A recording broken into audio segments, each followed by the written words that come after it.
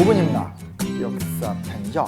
비극 3부작이라는 얘기로 지금 세 번째 얘기를 마무리를 좀 지어보려고 해요. 광해군 얘기했었고요. 공민왕 얘기했었죠. 이제 정조를 얘기를 해보도록 할게요. 너무 유명한 군주예요. 드라마 이산, 영화 영린 등등을 통해서 좀 한국인이 가장 사랑하는 군주 중에 하나가 아닐까라는 생각이 들어요. 저는 단연코 비극적인 군주라고 생각해요. 그 이유는 조금 더 통상적인 범위를 넘어서서 얘기를 좀 진행시켜 보고 싶어요. 조선 후기입니다. 당정의 폐해가 심각하고 국가는 여전히 가난해요. 통계를 보면 세종대왕 때 생산력을 회복하지 못했다고 할 정도니 참 답답한 상황이죠. 거기서 정조가 나왔어요. 수많은 노력을 했습니다. 사도세자의 아들이었고 아버지가 불운하게 죽었기 때문에 영조와 그의 어머니 해경공무 씨의 도움이 없었으면 집권하기 힘들었었죠. 이런 내용들은 사실 책도 많이 읽히고 이렇게 공부도 많이 하기 때문에 좀 익숙한 얘기들이기 때문에 간단하게 좀 가보도록 할게요. 이런 어려움에도 불구하고 개혁기구 규장각을 만듭니다. 이 규장각에서 문과를 주관하고 젊은 관료들의 개혁 정신을 고취시키기 위해서 초계 문신 제도를 실시하면서 개혁 정치의 근간을 만들어요. 서울 허통 정책이라는 말이 있어요. 서울들을 등용하는 거죠. 단지 피가 나쁘다는 이유만으로 등용되지 못했던 박제가, 이덕무, 유득공 같은 유능했던 서울들을 등용하면서 정치 문화의 혁신을 도모해요.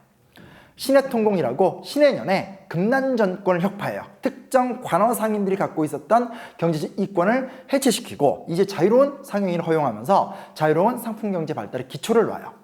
상원과 격쟁이라는 것도 있어요. 직접 돌아다니면서 직접 백성들의 목소리를 듣고 백성의 억울함을 풀어주는 등 적극적인 어떤 민심 반영 정책을 추진해요. 문체반정도 굉장히 유명한 사건입니다. 노론이 남인의 천주교 신앙을 공격하니까 속칭 고문운동이라고 해서 어떤 노론들의 연암 박지원식 글쓰기 따라하기 문화를 비판하면서 남인들의 천주교 신앙을 보호하면서 정치 질서를 안정적으로 운영해요. 그러니까 정말 대단한 군주입니다. 또 하나 화성을 수원에 건설하죠. 그러니까 수원에 화성을 건설하죠. 건설 과정이 되게 독특합니다. 부역을 하지 않았고요. 임금을 줘가면서 지었고 당시의 기준으로 최첨단 계획 도시를 지어요. 그래서 성을 단순하게 짓는 것이 아니라 시장을 건설하고 둔전을 설치하고 군인들이 평소에 자기 어떤 임금을 확보할 수 있는 종합적 시스템을 만들었다는 것이 화성이 갖고 있는 독특한 장점들이에요. 여러 가지 어떤 그 외에도 굉장히 많은 것들이 있어요. 무예 도보 통지를 통해서 당시 조선의 무예들의 표준을 정리했고 노비 추세 혁파를 통해서 도망 노비들을 이렇게 잡아오는 어떤 나쁜 극악한 행위들을 제한했다라든지 지방 수령의 권한을 강화시켜서 국가 운영의 효율성을 올렸다라든지 고금도서 집상이라고 청나라의 최고의 어떤 그 당시 백과사전율을 수입해서 문화 발전과 문화 통치에 큰 영향을 미쳤다라든지 그 업적이 너무나 많아요. 그러나 저는 단연코 이 군주는 비극적 군주라고 생각해요. 왜냐? 통상적으로 얘기하듯이 어떤 그 정조가 죽은 다음에 세도 정치가 와서가 아니에요. 그런 부분도 있겠지만 자 보세요. 정조 집권 기간은 1776년에서 1800년이에요. 시기적으로 따지면 18세기 후반에서 19세기 되면서 죽었죠. 이 시기 때 세계사의 기준을 보자는 거예요. 자, 1714년이 영국에서는 하노버 왕가가 들었었어요.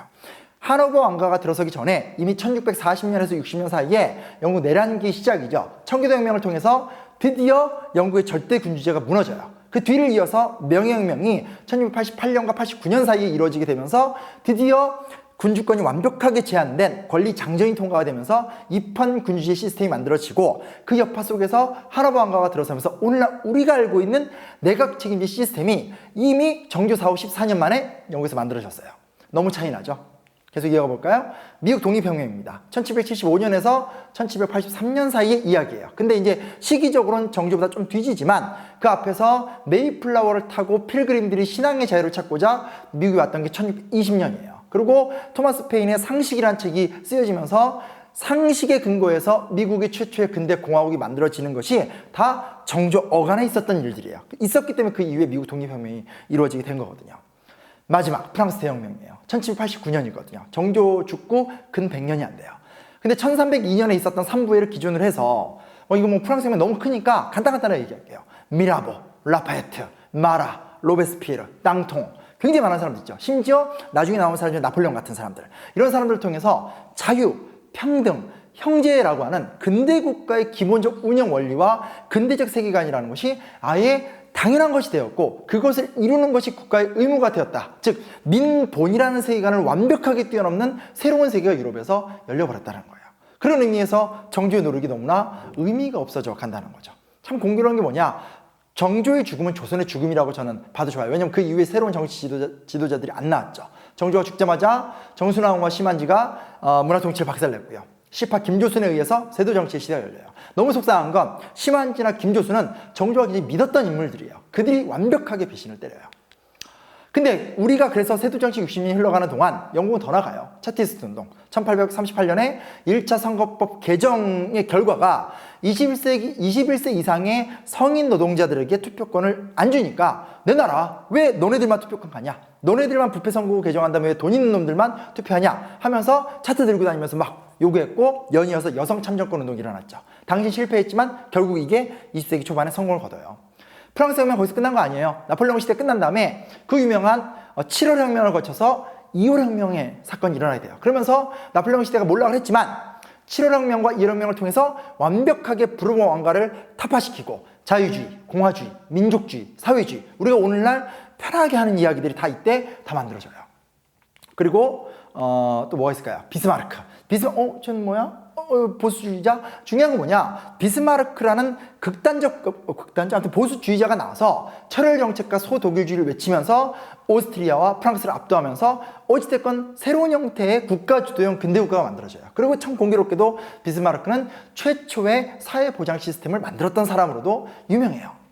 이탈리아에서는 또 어떤 일이 일어난지 아세요? 가리발디를 중심으로 해서 리소르지멘토, 그러니까 통일 이탈리아죠. 붉은 셔츠단을 조직해서 나폴리와 시칠리아를 통일하고 카보르가 이끄는 이 북이탈리아 사르데나 공국에다 헌상을 하면서 이탈리아가 통일이 돼요. 민족주의 완성이에요. 그러니까 비스마르크나 가리발디는 어떤 뭐 좌파나 진보적인 사람들이 생각하는 그런 형태의 근대적인 모습은 아니지만 적어도 민족주의나 국가주의가 어떤 힘을 발휘할 수 있는가를 보여줬던 중요한 선례들이라고 할 수 있어요. 이게 모두 정조 사후에 차곡차곡 진행됐던 일이에요. 그리고 나서 유럽이 전 세계를 향해서 배를 몰고 나오게 되는 거죠. 시간이 흘렀습니다. 정조가 죽고 176년이 흘러요. 1876년이죠. 그때 아무런 준비가 되지 않았던 우리는 유럽의 힘도 아닌 일본에 의해서 강화도 조약을 맺게 됩니다. 그런 의미에서 정조의 노력이라는 것은 정말 의미 있고 가치가 있는 것이지만 가장 비극적인 시간들이 아니었을까. 그리고 정조 사후는 그 비극이 완벽한 비극이 되는 현실이 아니었을까. 이런 측면에서 본다면 막연하게 우리 역사를 자랑하고 정조를 띄워주고 안타까워하는 것만으로 우리 역사를 바라보는 시각은 좀 한계가 있지 않을까. 그런 의문을 좀 제기하고 싶었습니다.